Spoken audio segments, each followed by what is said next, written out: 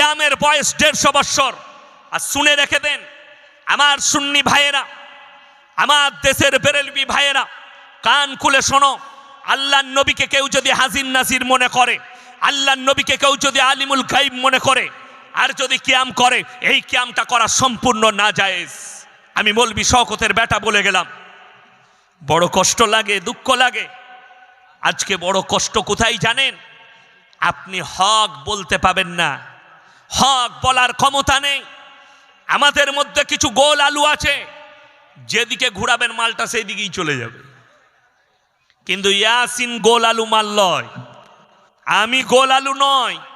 আমি নিজের জায়গায় স্ট্যান্ড আছি, আর আল্লাহর কসম করে বলছি, আমার মৃত্যুকাল পর্যন্ত আমি আমার স্থানে স্ট্যান্ড থাকবো। এতটুকু নরম চরণ আমার পাবেন না, আল্লাহর কসম করে বলে যাচ্ছি।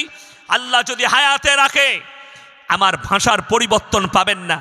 আমি শিরক আর বেদাতের বিরুদ্ধে, আমার আব্বা 50টা বছর জিহাদ করে গেছে।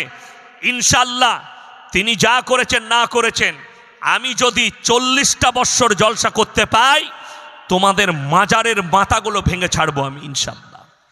তোমাদের ব্যবসাগুলো উঠাবো। এই তো শুরু হয়েছে তোমাদের ভাষা, তোমাদের গালিগলজ। তোমরা কি ছাত্র তৈরি করো? আমার সঙ্গে কোরআন হাদিসের দলিল না দিতে পেরে এই বেরেলভি মাদ্রাসায় তাদের ছাত্র দিয়ে ইয়াসিনকে গালি দেওয়ার একটা গজল তৈরি করেছে, দিয়ে ইউটিউবে ছেড়েছে। গজল বলে ইয়াসিনকে রোকা যাবে না, গালি দিয়ে ইয়াসিনকে রোকা যাবে না। ইনশাআল্লাহ আমি দোয়া দিই, আল্লাহ তোমাদেরকে হিদায়েত দেখ।